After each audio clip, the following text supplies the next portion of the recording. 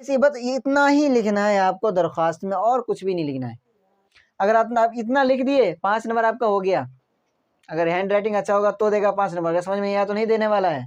समझ में नहीं आया तो आपका मार्क्स जो है 5 से हो जाएगा 3, अगर पूरा फुल्ली लिखे हैं तो।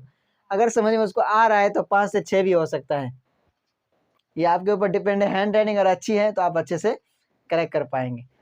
अस्सलाम वालेकुम रहमतुल्लाहि व बरकातुहू। स्टूडेंट्स, आज उर्दू में हम ख़त लिखना सीखेंगे। उर्दू में एग्ज़ाम में ख़त जो होता है 5 नंबर का पूछता है, चाहे वो मैट्रिक का एग्ज़ाम हो या फिर इंटर का एग्ज़ाम हो। आपको 5 नंबर का उर्दू में ख़त पूछेगा कि अपने वालिद साहब को ख़त लिखें या फिर अपने हेड मास्टर साहब को ख़त लिखें, फ़ीस माफ़ी के सिलसिले में या फिर किसी और चीज़ के सिलसिले में। तो मैं आपको ख़त लिखना सिखाऊंगा इस वीडियो में कि उर्दू में आप ख़त कैसे लिख सकते हैं। तो सबसे पहले जानते हैं ख़त के बारे में। ख़त क्या है? तो इस तरह के देखिए, ख़त जो होते हैं ना, ख़त 2 तरह का होता है उर्दू में। एक होता है गैर रस्मी ख़त और दूसरा होता है रस्मी ख़त। तो गैर रस्मी ख़त में जो आएगा, तो गैर रस्मी ख़त में आता है जैसे भाई हो गया, बहन हो गया, अब्बा हो गया, अम्मी हो गया, इसके बारे में लिखना, फैमिली मेम्बर्स के बारे में लिखना, दोस्त के बारे में लिखना, ये हो गया गैर रस्मी ख़त। और रस्मी ख़त जो होता है, हेड मास्टर हो गया, कोई दरख्वास्त वगैरह हो गया, तो उसको कहते हैं रस्मी ख़त। ठीक है। तो अक्सर अगर आपको एग्ज़ाम में अगर पूछे कि अपने हेड मास्टर के ख़त लिखें फ़ीस माफ़ी के सिलसिले में या फिर अपने हेड मास्टर के ख़त लिखें छुट्टी के सिलसिले में, तो वो हो जाएगा आपको रस्मी ख़त। अगर वही बोले अब्बा के नाम पर आप ख़त लिखें पैसे भेजने के सिलसिले में, तो वो आपको हो जाएगा गैर रस्मी ख़त। तो हम आज सीखेंगे उर्दू में ख़त क्या, दरख्वास्त बराए फ़ीस माफ़ी। तो फ़ीस माफ़ी के सिलसिले में हम दरख्वास्त लिखना आज हम सीखेंगे, जो कि आपको उर्दू के बोर्ड एग्ज़ाम में 5 नंबर का पूछता है। ठीक है। देखिए, तो इसमें जो स्टेप जो होता है, स्टेप आप अगर ध्यान में रख लेंगे ना, तो स्टेप आप अगर ध्यान में रख लिए तो आप पूरा तरह से लिख के आ जाएंगे। देखिए, first step, second step, third step, fourth step और यहाँ पे आके 5 और 6, यानी कि आपको टोटली 6 स्टेप आपको याद रखना है। अगर आप 6 स्टेप्स याद कर लिए तो अगर पूरा का पूरा आप लिख के आ जाएंगे उर्दू में दरख्वास्त। तो पहला स्टेप में जो है, बखिदमत जनाब हेड मास्टर साहब, किसको लिख रहे हैं ख़त? हेड मास्टर साहब को ना, तो हेड मास्टर साहब का नाम देना ज़रूरी है। तो फीस माफ़ी किससे कराएंगे? फीस माफ़ी डॉक्टर से जा करवा लेंगे? नहीं, हेड मास्टर साहब से ना।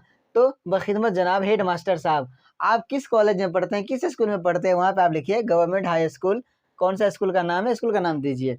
हम यहाँ पे अलिफ बा लिख दिए हैं, लेकिन अलिफ बा आप लोग नहीं दीजिएगा, आप लोग स्कूल का या फिर कॉलेज का नाम दीजिएगा। ठीक है। तो सेकंड स्टेप में किसका नाम होना चाहिए? कॉलेज या फिर स्कूल का नाम। ठीक है। थर्ड स्टेप में है जनाब आली।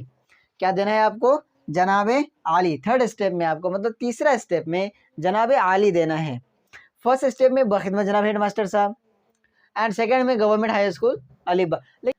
बखिदमत जनाब हेड मास्टर साहब, यहाँ पे अस्सलाम वालेकुम भी ऐड कर दीजिएगा। ठीक है, बहुत अच्छा हो जाएगा। फिर कुछ मतलब दरख्वास्त में जो है एक ये आ जाएगा, कुछ रोशनी आ जाएगी, अच्छा लगने लगेगा। ठीक है। तो बखिदमत जनाब हेड मास्टर साहब अपना लगा देना है। अस्सलाम वालेकुम नहीं देंगे तभी ठीक है, देंगे तभी ठीक है। थर्ड नंबर में है जनाब आली। अब यहाँ से आप अपने दरख्वास्त का जो है ना बॉडी स्टार्ट कीजिए। आप किस सिलसिले में दरख्वास्त लिख रहे हैं? ठीक है। तो मुअद्दबाना गुजारिश है कि मैं एक गरीब फैमिली से ताल्लुक़ रखता हूँ और मेरे घर वालों की यह हालत है कि अभी मेरा फ़ीस अदा नहीं कर सकते, क्योंकि घर की हालत बहुत ही ख़राब है। कोई रीज़न आपको बताना है, क्योंकि रीज़न बताएंगे तब उसका समझ में आएगा भाई फ़ीस क्यों माफ़ी करवा रहा है। कोई रीज़न नहीं है, आप फ़ीस माफ़ करवा लेंगे, क्या फ़ायदा? पूरा पैसा तो आप गार्जियन से लेके खा लेंगे, यही ना। आप पैसा ले लेंगे गार्जियन से और जाके उड़ा देंगे। लेकिन आप यहाँ पे कोई रीज़न लगाएंगे तब ना रीज़न का आप फ़ायदा होगा। रीज़न तो देना ज़रूरी है ना। तो मेरे घर की हालत बहुत ही ख़राब है, इसलिए मैं फ़ीस अदा नहीं कर सकता। मैं ऐसे लिखा हूँ, आप लोग कुछ और तरीके से अपने हिसाब से भी लिख सकते हैं, ज़रूरी नहीं कि आप यही लिखिए। मैं आपको एक मतलब कि ये समझिए कि स्ट्रक्चर दे रहा हूँ कि आप इस तरह से लिख सकते हैं। ठीक है। और पाँचवा मतलब ये है कि ये भी है, मेहरबानी फरमाकर इस माह की फ़ीस माफ़ की जाए। मेहरबानी फरमाकर इस माह की फ़ीस माफ़ की जाए। जिस माह का फ़ीस माफ़ करवाना चाहते हैं, अगर उस माह का नाम भी लिख दें तो अच्छी बात है, नहीं तो इस माह की फ़ीस माफ़ किया जाए, वो भी लिख सकते हैं। तो बखिदमत जनाब हेड मास्टर साहब, गवर्नमेंट हाई स्कूल, आप स्कूल का नाम दीजिए। जनाब आली, मुअद्दबाना गुज़ारिश, साहब यहाँ पे जो भी आपने लिखना चाहते हैं लिख सकते हैं। जो भी लिखना चाहते हैं आप, कोई सा भी रीज़न। लेकिन याद रखिएगा, अगर आप एप्लीकेशन लिख रहे हैं, दरख्वास्त लिख रहे हैं ना, तो ये जो लिखिएगा ना, तो सिर्फ 2 से 3 लाइन लिखिएगा, उससे ज़्यादा नहीं लिखना है।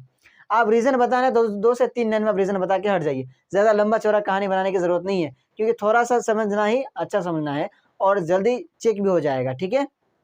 तो 2 से 3 लाइन आप लिख सकते हैं रीज़न के साथ। लास्ट में लिखेंगे मेहरबानी फरमाकर इस्मा की फ़ीस माफ़ की जाए, ठीक है? और जो 5वां नंबर है वो है आपकी ऐन नवाज़िश होगी। जिस तरह से हम लोग कहते हैं आपकी बहुत कृपा होगी हिंदी में, इसी तरह से आपकी ऐन नवाज़िश होगी। और उसके बाद अल-आरिज़, जो आप अर्ज़ कर रहे हैं, अर्ज़ करने वाले को कहते हैं अल-आरिज़। कौन अर्ज़ कर रहा है? तो उसका तालिब इल्म ना, आपका तालिब-ए-इल्म या फिर आपका तालिब-ए-इल्म कह सकते हैं। आप अपना नाम यहाँ पे ऐड करके दे दीजिए प्रिंसिपल को, दे दीजिए हेडमास्टर साहब को, बस कोई नहीं है, ठीक है? तो कैसा लगा आप लोगों को ये दरख्वास्त? और भी तरह का वीडियो चाहिए तो आप कमेंट बॉक्स में लिख सकते हैं किस तरह का आपको वीडियो चाहिए उर्दू का। मैं बनाने के लिए तैयार हूँ, मैं आप लोगों को बना के पोस्ट कर दूंगा, आप लोग देख लीजिएगा, ठीक है? एंड अगर आप लोग इंग्लिश सीखना चाहते हैं तो इस चैनल पर आप इंग्लिश भी सीख सकते हैं, इंग्लिश ग्रामर भी कमांड कर सकते हैं। एंड अगर और भी कुछ सीखना चाहते हैं तो आप वो भी सीख सकते हैं, ठीक है? तो इसीलिए सब्सक्राइब भी कर लीजिए, रख दो।